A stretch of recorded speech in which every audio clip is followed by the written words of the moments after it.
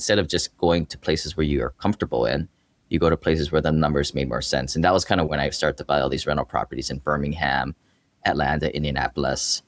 Probably not the coolest places to live. I've never lived there, right? But the cash flow is a lot better there. Welcome to the Physicians and Properties Podcast, the show where we teach you how investing in real estate can give you the freedom to practice medicine and live life how you want. Doctor! Doctor! Doctor! Doctor! Doctor! Now, here's your host, Dr. Alex Schlo. Physicians earn a strong income, but many of us eventually realize that a high income is not the same as financial freedom. Our income is still tied to our time, our shifts in the clinic or the hospital, our call schedule, and the number of patients that we see. Today, we're going to talk about how physicians can begin moving beyond that model by using passive real estate and alternative investments to build wealth outside of medicine. Welcome back to the Physicians and Properties Podcast, the show where we teach you how investing in real estate and entrepreneurship can give you the freedom to practice medicine and live life how you want. Today, I'm joined by Layne Kawaoka. Layne owns more than 10,000 rental properties and leads the 𝐓𝐢𝐦𝐙𝐻𝐢 Deal Pipeline Club, which has participated in the acquisition of more than $2.1 billion in real estate through the syndication of over $200 million in private equity. He's also returned more than $45 million to investors through distributions. Layne has an incredible engineering background, and he uses that analytical mindset to reverse engineer the wealth building strategies that are used by high net worth investors, including many physicians. He also hosts the Wealth Elevator podcast, where he teaches working professionals how to build passive income and move towards financial freedom. Layne, thank you so much for joining us today, all the way from beautiful Hawaii. How are you doing? Yeah, thanks for having me. Aloha, everybody. Yeah, absolutely. I'm so glad to have you here. And before we get started into more, tactical investing strategies, do you mind taking us back to the beginning? How did an engineer from Hawaii go from buying his first rental property to owning more than 10,000 units and helping lead billions of dollars in real estate acquisitions? Yeah, maybe similar path to a lot of people listening, right? We're all taught to go to school, study hard. I didn't want to go to grad school and get a doctorate, so I just Googled what were the highest degrees that got paid without, having to do that, and those are the engineering degrees. So that's what I set forth to do. The highest amount of pay with the least amount of effort, as I say. And I started to work for the man as a construction supervisor. And my parent, I always say people in my ecosystem were like first generation multimillionaires, right? My parents were never. They weren't accredited investors. They weren't landlords.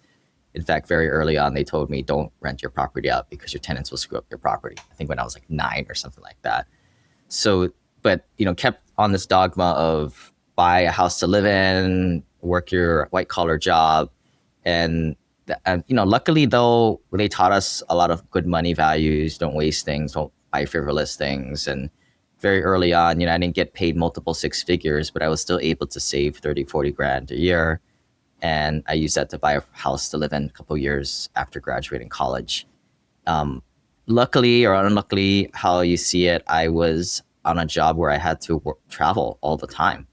I know some people do locums out there, right? Very similar. You're working on the road, you're a rambling man.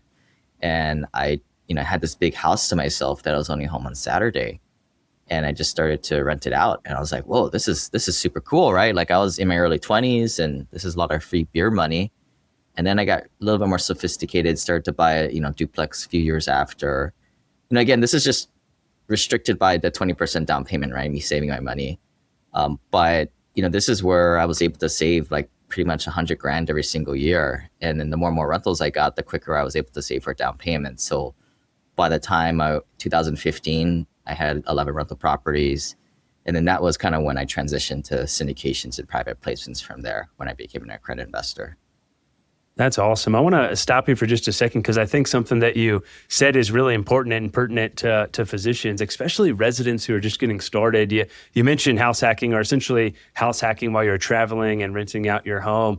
that can be such a great way for folks to get started. And that can look different depending on your scenario. Like, for example, we still house hack part of our house. We have a separate basement apartment that pretty much pays for mortgage, taxes, and insurance for the year.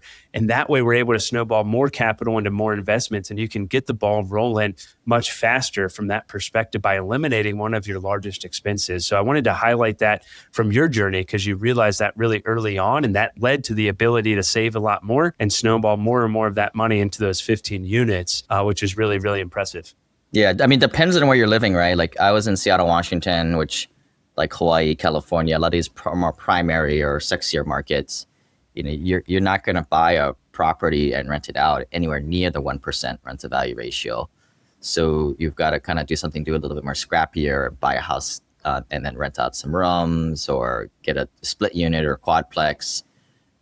But, you know, you eventually find, or at least, you know, if you kind of notice, the first few units I was in was where I was living, Seattle, wanted to feel it, touch it. That's always natural, right? But the more and more sophisticated you get, you know, you can do this more remotely, and you know, instead of just going to places where you are comfortable in, you go to places where the numbers made more sense. And that was kind of where the next generation went when I started to buy all these rental properties in Birmingham, Atlanta, Indianapolis. Probably not the coolest places to live. You know, I've never lived there, right? But the cash flow is a lot better there. Yeah, absolutely. And it's all about your goals, right? And I think that's really important to understand that you can invest in other places out of state, and it's not much more difficult, especially now, you know, with Matterport and some of these walkthroughs you can do virtually of the homes and so forth. We have 8 residential assisted living homes. I've never seen any of them in person. And so there's a lot of ways that you can do that, and don't need to be afraid necessarily to invest out of state, but being in your own backyard and having that tangible asset that you can touch and see and get that exposure to initially can be really beneficial. Lane, when did you realize that owning individual rental properties was not going to be the final stage of your investing journey? Or maybe when did you realize that, like, hey, just, you know, saving, buying a property was not going to get you to where your goals were? Yeah, I mean, that's what they always tell you, right? Like you buy 5 or 10 properties, you pay them off, and then, you know, you kind of snowflake that debt away. But, you know, like in reality, like with 11 rental properties, I'll just use myself as an example. I had maybe a few $100s per property coming in. I mean, a handful of the rentals lost money every single year, but on a totality, you know, maybe $3,000 a month. You know, not bad, right? I mean, that's kind of like an extra paycheck for somebody a month. But, you know, myself and a lot of my clients, you know, you're looking more like $10,000 to $20,000 a month. And so just to give you a little insight, again, this is just my my data points, my experience share. With 11 rental properties, I had maybe an eviction or 2 every single year, some kind of big catastrophe that happened every quarter, like a tree falling in the house, a washout in the basement. Sure, I had professional property management to do all the dirty work for me, although I have to kind of babysit them, right? Because the property management in the residential real estate world isn't the greatest. But it was doable. But if you wanted 30 houses to get $10,000 a month, you're going to have to multiply the exception rate by 3. So now you're talking about an eviction every other month and some kind of catastrophe every 2 weeks that you get to play PM and manage the manager on. And you start to realize it's just not worth it. And then for me at the same time, it all kind of came together rather serendipitously. Like, this was kind of happening, and I'm kind of like still like, whatever, I'm just gonna keep doing it, right? Like, you know, no pain, no gain, right? Like this is what it costs, the cost of, you know, making $3,000 a month.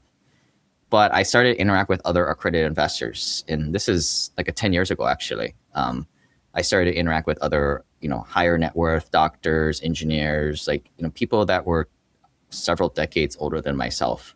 More importantly, they had the same pedigree that I did. They had owned rental properties. Their net worth is maybe like $2 or $3 million, a little bit higher than mine's at the time. But I kind of respected them, right? Like, you know, the last person you want to take a financial advice from is the guy in the cubicle next to you, or the guy who's been the resident, you know, doctor for the last 40 years. Why the hell would you want to take financial advice from that dude, right? Think about that. But, you know, they always like to spew their stuff, and they always like to, you know, a lot of people like to get off in the ego thing, right, on giving financial advice. But I wanted to, like, you know, to me, success leaves clues. So I wanted to follow what these really wealthy people were doing, and the people that kind of resonated with me who had not 11 homes like how I had, but like 30, 40.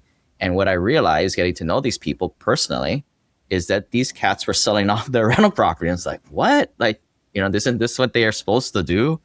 And what I realized was, when your net worth gets higher, and a big thing is legal liability, getting sued.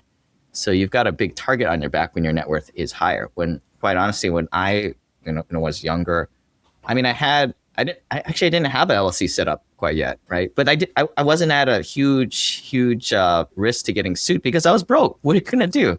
Take my $500,000 away from me? But when you get above $1 million, certainly above $3-4 million, I think you want to start to be thinking more irrevocable trust, more exotic strategies that go well beyond LLCs and the traditional stuff. But this is the discussions I were having from many people, and from just pulling these best practices together. I started to realize that a lot of these guys would go in as a passive investor to kind of get away from the management issues, but more importantly, the legal liability.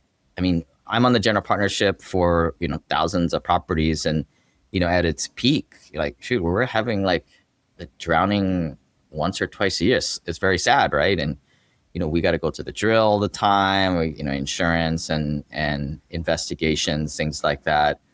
Don't get me started on like homicides where people aren't even living at the property this stuff happens to, right?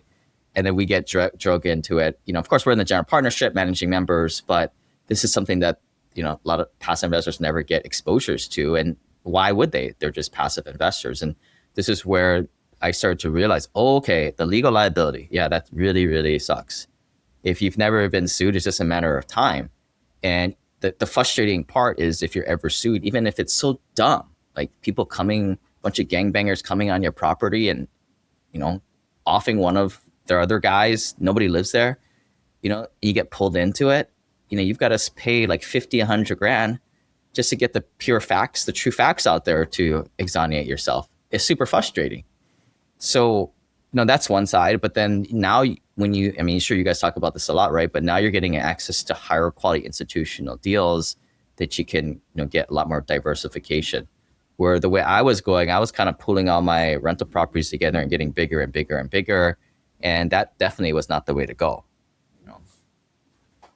Yeah, I think that's really important. And that economies of scale is so important where, like you mentioned, when you're having 15 homes and you're having all these headaches that happen with those 15 roofs and those 15 AC units and 15 hot water heaters, it's not as passive as people think that it may be. And, one new roof or one furnace that needs to be replaced can wipe out your entire cash flow for a year or more. And so it certainly can be helpful to think about, okay, what are some other strategies that can generate more significant cash flow or reduce my risk or be more passive, and kind of think through those strategies. And I think, a lot of the folks who listen to this podcast obviously are physicians who earn good incomes, but they still feel financially trapped because every dollar that they make depends on their ability to continually practice medicine. Why do you feel like so many high-income individuals appear wealthy but still struggle to achieve financial freedom? I mean, perhaps the system is created to keep them working, right? I mean, to me, the system is, or the solution, I mean, it is like a simple triangle, like invest in alternative investments where you can cut through the middlemen and you don't go through the secondary market. I mean, we can talk about this later with my SpaceX stuff. Like, that's a good example. But, but then you get all these great tax benefits, like real estate, for example, passive activity losses, and you kind of run your taxes differently. So, very easily, like people can cut off like 10% of your tax bill, right? In the first year, kind of indoctrinating into this type of stuff. Some way more, right? A lot of people don't pay any taxes doing this stuff, right? It's all legal. And then they run it through an infinite banking plan. And it's just like this trifecta of strategies. When you do one of them, it kind of moves the needle. But when you move all three of them together, I think it's very, very powerful. And I've got a lot of doctor clients, and what's interesting about them is make high salaries, right? Just like my entrepreneur clients, right? The successful ones. It magnifies everything. You take most of my clients are above the age of 50 these days, and that. But yeah, most of my guys are above the age of, let's say, 55 years old. I would say if they're a doctor making multiple six figures, they're typically their net worth is like 1 to 2.5 million. And that's if they're good savers, right? Most of the people, they go through residency and they feel really behind, and everybody thinks there's this false expectation on the doctor, right? That they should be driving like a Porsche or something ridiculous like that. And then maybe they might get on the tracks, but then they'll get a divorce, right? I mean, that just happens all the time. But, you know, a lot of times their net worth will be, like I said, 1 to 2.5 million, even if they're good savers. But if some people will come through and they're already in like a dozen plus syndication deals. They're always got like a good tax planner that's doing things like oil and gas deals. We could talk more about that. Intangible drilling costs, something to Google out there for everybody out there making over $400,000 adjusted gross income. And I'm not a tax attorney, by the way, that's a disclaimer. But if you need a referral, let me know. This is very common, right? And running it through an infinite banking plan, and they're all net worths are like 4, 5, 6 million plus. So it's like night and day, right? It's like kind of like you take somebody who's just like a weekend warrior, they've got a gut, they're eating some things, might be doing some intermittent fasting once or twice a week, but you take a pure athlete that is like fine tuned and it's just night and day, right? It's like, you're different, right? And the same thing, like you take the doctors that are indoctrinated into this trifecta of strategies versus not, or doing only one, it's night and day. So I was going to say your platform, it's called the Wealth Elevator, and you describe wealth building as a progression rather than a single investment strategy. And you've alluded to that previously, talking about how, multiple things working in tandem can really help you perform like an elite athlete and not a weekend warrior. Lane, do you mind walking us through the Wealth Elevator? What are some of the major stages as an investor as they typically move through his income, net worth, and experience? And as that increases over time, what does that look like? Yeah, perfect. Yeah, let's just give away the goods that are in the book, the Wealth Elevator. So in the book, there's this construct of like these different floors, right? And as I've kind of told my story, I've kind of moved through these different floors one by one. And what I've realized is each floor requires a different strategy. What are you investing in? Look, I don't want to bad talk little rental properties, right? I want to make that very clear. And then you have some gurus out there trying to sell programs and, be a multifamily millionaire and join my program that's $50,000, right? After you come to my seminar, which they're all virtual these days because none of them work, But, they try to tell people, why start with little rental properties when you can just buy big multifamily apartments, right? Like, to me, that's the silliest things. Like, I think, at least from what I've seen and what I've seen how people fail, right, especially going through those types of programs, is you got to kind of go up through a progression. But there are ways to kind of expedite your progression of these different floors. So maybe I'll just start by explaining like the different levels, right? The first level is like the basement level, right? Like, I don't think this is anybody listening, but this is the majority of wealth building dogma out there, the FIRE movement, the rich dad, poor dad world. These are folks that make under $50,000 a year. They don't have any net worth. Their net worth is under $100,000. I tell people, like, if you're in that category, just don't read the Wealth Elevator book. You're just going to get depressed. But there's so many other content like Dave Ramsey, Susie Orman. I mean, this is stuff I used to listen to in my teens. And I think they're great, right, for that type of world, right? Like, for example, you can do infinite banking with a little twist for or prescriptive certain way for the lower net worth people trying to get out of their credit card debt, right, and pay off their mortgages. It's not super aligned with financial freedom and growing your net worth, which to me is the big piece of this, right? Net worth, don't lie. That's the score. But going back to the first floor of the Wealth Elevator, that's where I was in my 20s buying little rental properties, and that was able to build the asset column and the experience to now be able to network to get into bigger deals and also evaluate bigger deals, whether as a general partner or a passive investor.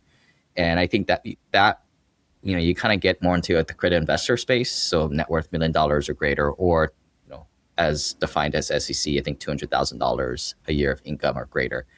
But then the next level is the second floor, right? That's kind of that level. And then the next one is the third floor, which I kind of define as like, anywhere from like $3 to $5 million net worth. The reason why there's such a big range is highly dependent on your personal burn rate. some of my clients, family of 4, kids in their teens, haven't gone to college yet. They're gonna have a higher burn rate need, right? They might be spending 20, 30 grand per month. So they're gonna need maybe $5-6 million net worth to kind of get to this floor. Other folks, some people that live in a couple, older couple that lives in Alabama, their kids are already off to college, already, maybe not financially independent, but off of their payroll, and they may only need 2.5 million, right? So that's where the range comes in. But at this point, you've kind of got the basics done, right? You've kind of got FU money in a way. I mean, you could probably put a lot of it in T-bills and life insurance and be okay, which is I'm not a financial planner, right? But like that's kind of what we talk about as the low risk, low return stuff. That's the brain dead investments that you could be doing out there. But rental properties are higher risk too, right? And so is value added real estate. So to me, you have to do that to grow your net worth. I don't think you can diversify your way to get there unless you just make a phenomenal salary, and some of you guys do out there. But I think if you want to expedite your way there, you have to kind of be on this razor's edge. I kind of made this mistake myself, right? Like I had 80 to 90% of my net worth into real estate and then commercial real estate. And then the big bubble popped in commercial real estate the last several years, and I got hurt really hard. And so now I'm learning that I need to diversify. I have a pillar in commercial real estate, private credit, private equity, and then the really safe stuff, the T-bill-ish life insurance stuff is kind of the way I look at these 4 pillars today. But yeah, it's this idea of like understanding where you're at, what floor you're at, and then the first floor, second floor, you're still in kind of growth mode. And then when you get into the 3rd floor, 4th floor and higher, the penthouse, I think that's especially where you need a peer group of other purely passive accredited investors to be around. Yeah, that's great. Yeah, I think there's certainly a period of time everyone's in wealth accumulation phase, and then you pivot over towards wealth preservation. Obviously, still want to accumulate over time, but that's where it gets more important. If you're retired and you want to just live off your investments, then of course, preservation of capital is going to be a little bit more important to someone, say, like me, who's in their 30s and wants to accumulate as much as possible. And everyone's risk tolerance is going to be different in what they want to invest in and what they want that journey to look like. So I think that's really important. Do you think that the kind of, you had mentioned you started with the 15 rentals and then pivoted more towards commercial. Do you think that there's a certain period in time where investor strategy should change? Because I kind of am a firm believer of shiny object syndrome is not necessarily a bad thing until you get to the point where there's something that you are really, really good at and you're making good money doing and you enjoy it, and then you go pivot to the next, red dress, if you will. And I kind of equate it to going to an ice cream shop, and initially you're just trying some free samples. That's the different asset classes. And then when you find the flavor that you really like, you pick that one and you stick with it over time. So I think there's certainly multiple arguments of like, does it make more sense to diversify really early on? Does it make more sense to try and accumulate as much as I can in one strategy and then diversify? What are your thoughts there? Yeah, I mean, depends if you're a passive investor or you're a general partner, right? Like we're kind of on the general partner side, so we have to live and die and pick something. But thinking more for the passive investor, what's kind of useful advice there? I mean, to me, when you're starting out, you have to, I'm just gonna call myself out on this. I got really freaking lucky when I started. I started at the right time, right? Like that's part of it. Just don't invest when the thing crashes. Duh, right? Like, I mean, I'm just pointing out the obvious, and like behind all interviews or talks, just don't hit the whammy, right? Don't invest in commercial real estate in 2022. You'll be okay, right? You'll probably do pretty damn good. That's like me, right? Like anything in real estate did well from 2009 to 2022, 23, right? I had a super bad strategy initially. I would just buy and hold. I would do no value add, right? But I was doing it in such a good time, I was able to cash flow, right? Look at the first several rental properties I had. And unfortunately, when I was buying those rental properties, if I bought that today, it'd be 140 grand per rental property. Today, when I was buying it, it was like 80, right? Duh, that's why you cash flow. That's why I look like a freaking genius, right? That's why. Yeah, interest rates are so low. It's not your grandpa's real estate game anymore. Yeah. So if you're looking for alpha, which is to kind of beat the standard quo, right? You have to be doing value add. And that's the aha moment that I had in 2016. I was like, yeah, I got really lucky. I invested in a great time, but what was happening in the previous macroeconomics is not going to be happening in the future. You have to be doing value add. You have to be bumping the rents, doing construction, or why we pivot to private equity today, buying businesses, right? You have to be doing to add increase in net operating income in real estate or EBITDA or the net income in a business, right? That's how you get the pop. That's how you sell it for a higher multiple later on. So that was why I pivoted to commercial real estate, because you're able to renovate units and then we started to develop too, right? Multifamily. I think what we were lucky is like we could operate them, right? Because most developers cannot operate the asset. They build it and just want to unload it right away because that's what they do, which is actually a good strategy for them. But I think that's the big thing. As an investor, you have to be going into things and not just buy and hope and pray. That strategy works in good times, but it works for that idiot in San Francisco, your neighbor, who buys his house and 6 months it's worth way higher. I don't know if that's the case these days, but that's market appreciation. That's dumb luck.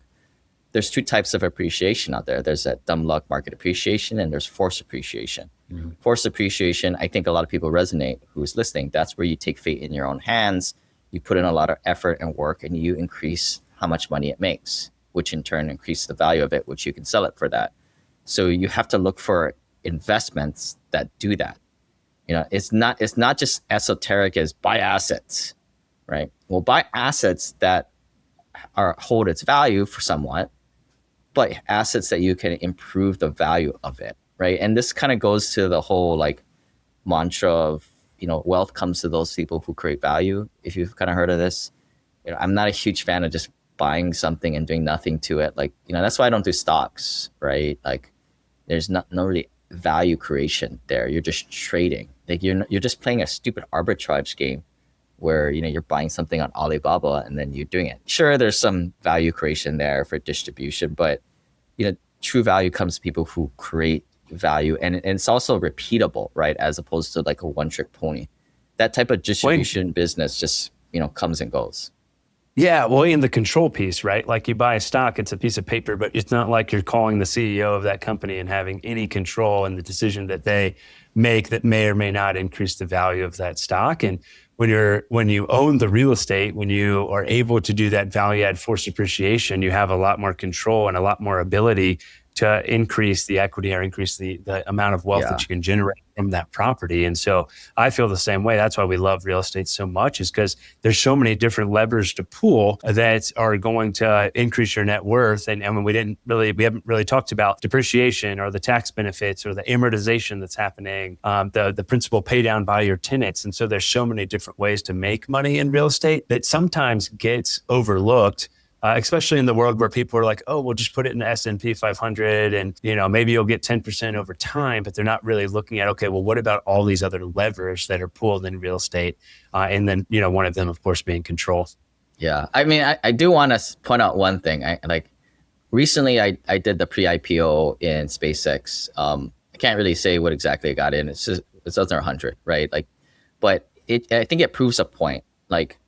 And it kind of goes against my rule. I personally don't really feel like stock investing is adding value, right? Because I guess they kind of are, but I think the biggest thing there is, I'll just kind of define some of these terms. Is the difference between investing through the primary market versus secondary market. So, a lot of what we've been taught is to invest through the secondary market channels, right?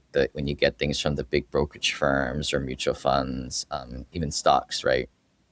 This is what Wall Street wants you to do because this is how Wall Street gets paid. So, and this is why I like investing either directly in a real estate property or directly with a syndication, right? Because they're essentially cutting out all the middlemen. And when you're doing this, you're accessing the investment through the primary market. So if you're following me, when you go through the retail market, you're going through the secondary market, or to hammer this home, that's sloppy seconds, right? This is where all your money is going away. And this is why, my parents, they diligently put their money in the 401ks their entire lives, and they didn't really have too much to show for it at the end of the day, right? And this is why we're very early on when I had a rental property, even though I wasn't doing value add to it, I was like, well, I'm making pretty good money on this because I cut out all the middlemen. And this is where on a syndication, right? Yeah, sure, you pay your 20%, 30% carry to your operator, but that's well worth it. You know, you should see the carry interest on some of these other investments on the secondary market. So, you know, like, I mean, if I'm going to do anything, I want to try and get directly primary access because I'm going to get the wholesale price if you want to think about it like that. Yeah, absolutely. And that's massive when you're talking about, you know, a pre-IPO price of SpaceX under $100. Today it's at $186 per share. And so that's a massive return on investment and certainly, you know, a unique scenario from that perspective. Let's talk a little bit, Lane, if you don't mind, about alternative investments. What are some alternative investments that you've seen the wealthy use to really jumpstart their journey, or things that you've seen that really have led to much more accumulation that's often overlooked for folks? Yeah, I'm a real estate fan just like everybody else here. I love real estate.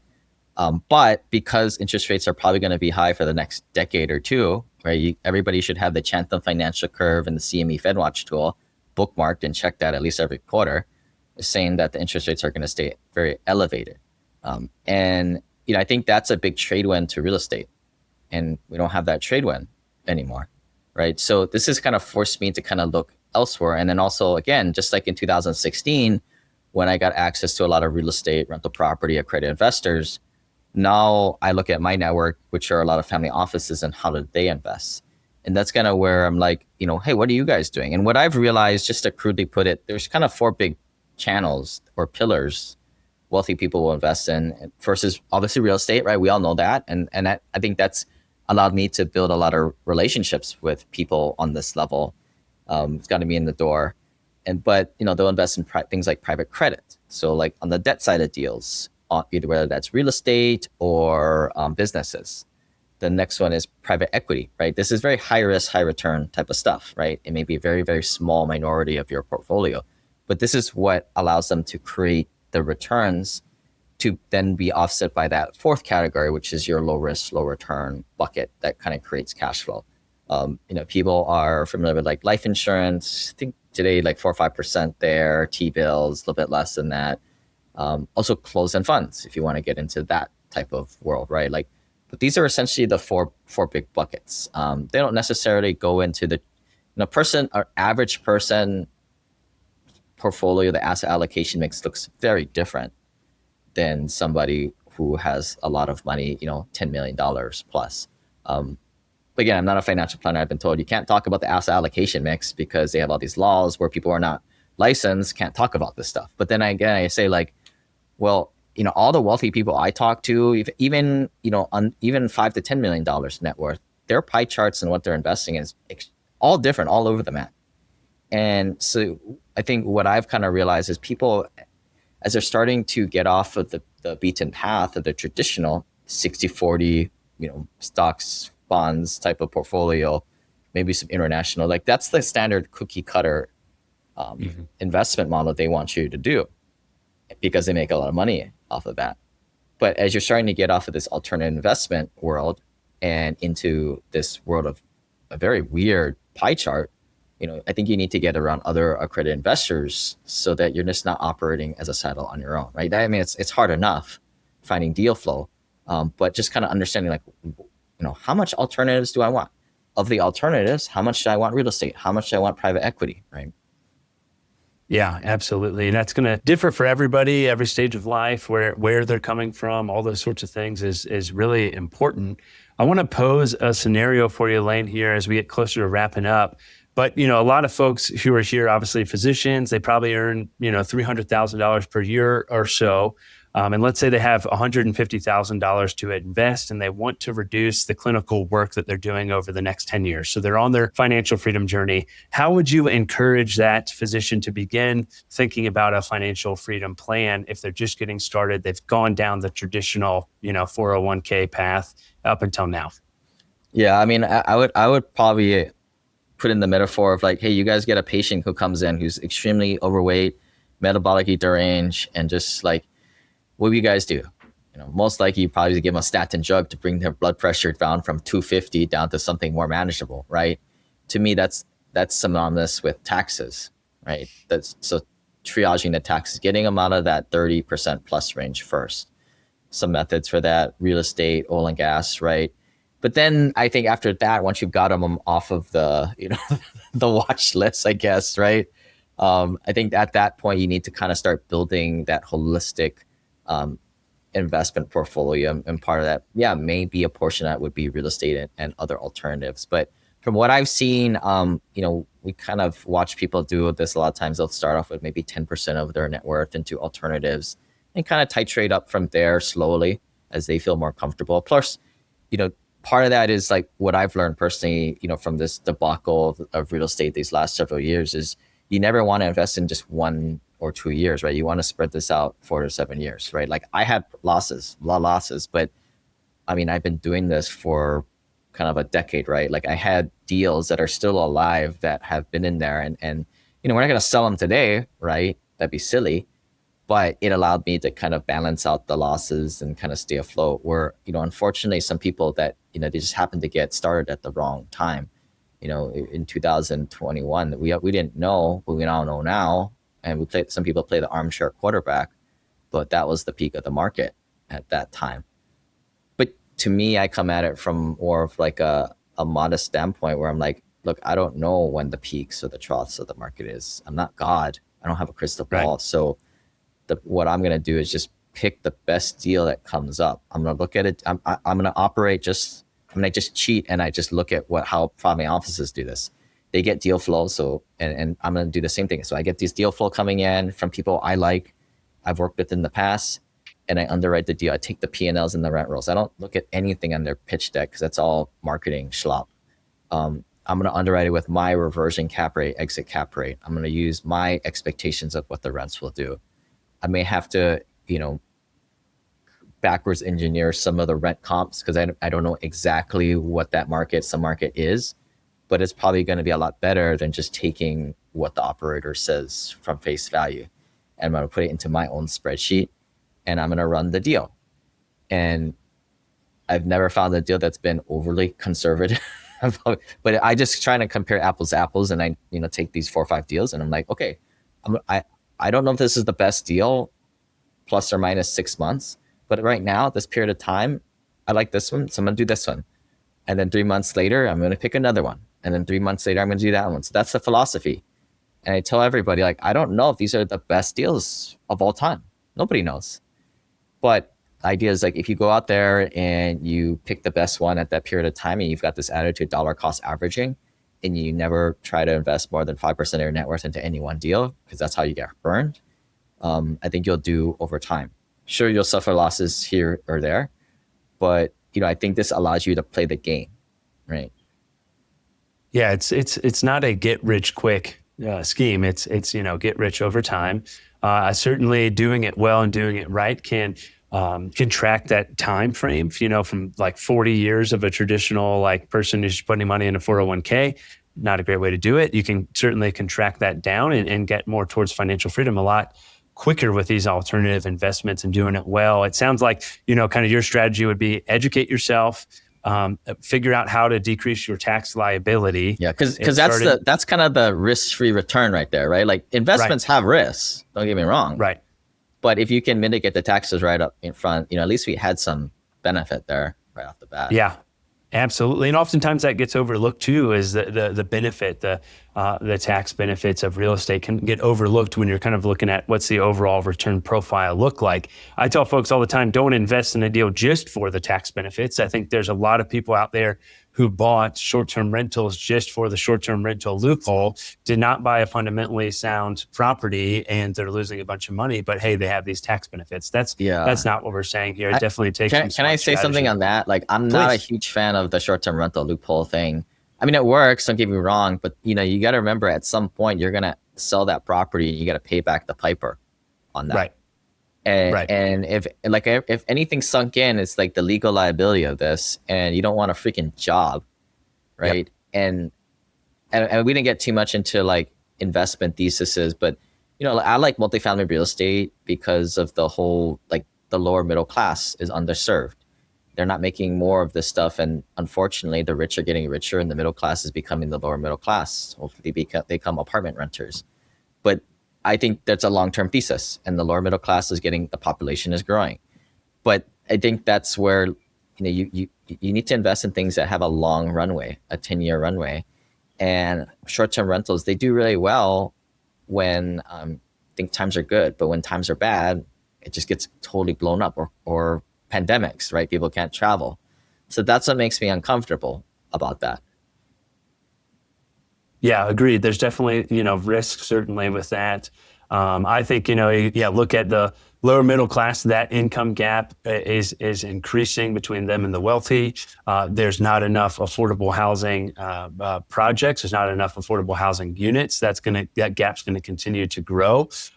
The senior population, we're obviously big on assisted living. The baby boomer generation, there's 10,000 people turning 65 every day. There's 4,000 turning 85. Like, senior housing is a massive opportunity when you're looking at demographics with a long runway. So there's a lot of good opportunities there as well. Blaine, I want to kind of wrap things up here with talking about kind of financial freedom and the impact that that's had on your life.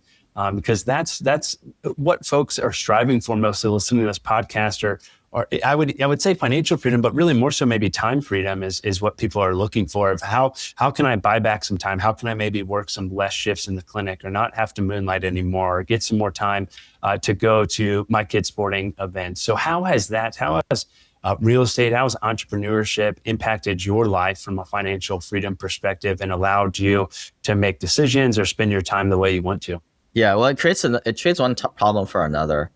I mean, money's not everything, but it sure makes the life a lot easier. But it also creates problems, and just for the same thing, like work with a lot of like entrepreneurs, or if people here, like, people hit that finish line, they sell their business for 5 to 10 million, and yet they give up the keys to what gave them their ego. And I say that in a bad way, but in a good way. It's like what gives them fulfillment, right? So when you move from this mode of capital growth, capital accumulation, to allocating, some people get really excited about it. I've kind of made the transition smoothly, but a lot of people, they get divorced. They get a little bit lost because what gave them that notoriety, right? I'm not calling people out on this. I'm just kind of pointing it out. Like, if you're a doctor, maybe you like that attention, or being the person who on their worst day, you gave them some relief, or talk to them that worst dialogue that they're going to have. Maybe you like it because it's truly that human to human interaction. Maybe you like it because it makes you feel really good, or maybe you don't care about that. You just like the paycheck, right? There's something about this that you keep doing it. And, people who get to a high level, they're kind of kooky people, right? Like, I interact with a lot of CEOs in my peer groups, and we always admit we're kind of kooky people. There's something that makes us addicted to all of this. And, when there's some positive benefit, and I would say self-reflect on what that is, but you're going to lose that when you finally pull the pin. So some people, they're very well aware of this, and they're like, well, let me titrate up and kind of work part-time so I can keep getting my jollies going, but not totally burn out and still play with my kids at that time. But some people are not able to do that kind of stuff. Like, I know engineers aren't able to. You got to do the 40-hour work week or none. Entrepreneurs are kind of like that too, right? Like, we sell our business and we're done. But just something to kind of think about on the other side. But I would still take that problem over having to go to an office or having to work for somebody all the time. Yeah, 100%. I think a lot gets talked about of like that journey to financial freedom or financial independence or whatever you want to call it. And then not as much is talked about, well, what happens when you get there? And and that's where I think you need a peer group, right? Like, I mean, that's why we do our like in-person retreats, and we have our community, because it's a lot of the stuff that's not talked about, right? Like, every young guy on TikTok is talking about getting $5,000 of passive income, but first, that's not enough. You need more like 25,000. But once you get there, it's kind of like, hopefully you get there before you're like 55, 60, because I think some folks before, if you don't get there by 60, then you kind of mold your identity and your purpose to your job, whether it's true or not. Kind of like if you sprain your ankle and it goes a weird way, and it kind of just fuses that weird way. Like it's kind of that same effect. Yeah, I agree. And I think, I think a lot of people love the idea of sipping Mai Tais on the beach and passive income coming in, and don't think about really, I think what we're after is the opportunity or the ability to go sip Mai Tais on the beach whenever you want. Like I know for myself personally, like I work part-time in medicine. I'm financially free, but I work part-time in medicine because I still love seeing patients. And I've been able to kind of titrate that, accordingly as income's gone up, or as, quote unquote, passive income and business income's gone up, because I still love to do that. And you're right. I think that folks are looking for, what does that look like going forward, and how can I do that smoothly? Because you're going to hit a point where it's that identity, especially as a physician, it's like the identity of the white coat and the stethoscope, and maybe some degree of respect, and the opportunity to take care of patients on their worst days. It's amazing. It's honorable. It's such a huge privilege to be able to do that. But I think having that freedom to practice medicine how you want to do it is what folks are really chasing after. And it's certainly possible to achieve that, and achieve that in a pretty significant or short time frame, as long as you do it right and do it well, and have that mentorship and have that community to help back you, and educate yourself and figure out what your goals are and what you want that to look like. And so I hope that some people got that out of this podcast. Like, hey, you just need to think differently than what we've been taught about, and the traditional path to retirement, if you will, can be altered. And those 4 pillars that you mentioned can be a really great way to do that. Lane, as we wrap things up, what's one piece of advice you'd give your younger self before purchasing your first property? What would that be? I think that was all the right way to do it at the time. Don't buy 11, maybe just buy a few and then go into that more passive stuff. But yeah, like I said, it's all part of the journey. It's all, it's all in the Wealth Elevator, these different floors. So I'd say, pick up the book on Amazon. If you guys buy it, leave a nice review, send us a screenshot, and we'll hook you up. Screenshot team@thewealthelevator.com, and we'll hook you up with a free PDF. So if you're smart, you'll put into ｃhatGPT, ask it questions. That's awesome. Or if you're like me, you can't read too well, we'll send you the Audible or the MP3 version. Awesome. Yeah, we'll be sure to include the links for the Wealth Elevator book in the show notes as well. If folks want to reach out to you, they want to work with you, they want to know more, is there a good place for them to reach you? Credit investors, lane@thewealthelevator.com. Yeah. Awesome. That sounds great. Well, hey, thanks, Lane, for coming on the podcast. I really appreciate it. There was a lot of valuable information that was dropped here, a lot of valuable resources in the book as well. So I'd encourage folks to go get the Wealth Elevator book and reach out to Lane if you want to know more or potentially invest with him. So with that, it's been Lane and Alex with another episode of the Physicians and Properties podcast, signing off. Hey, real quick, if you're still listening to this, I'm assuming you got value from it. So I need your help specifically. My 2-year vision with this podcast is to help 100,000 physicians learn how investing in real estate can give you the freedom to practice medicine and live life how you want. There are 2 main ways that a podcast grows. One is through ratings and reviews, and the other is word of mouth. If you can please leave me a 5-star rating and review on Apple Podcasts and Spotify, as well as send this to 1 to 2 friends that you think would get value from it, we can reach the physicians that we want to reach. Thanks in advance, and talk to you on the next episode. Please note that the information shared on this podcast is for informational purposes only. It should not be considered financial or medical advice. The views expressed on this podcast are those of the host and the guest and do not necessarily reflect the views of the Department of Defense or the United States Air Force.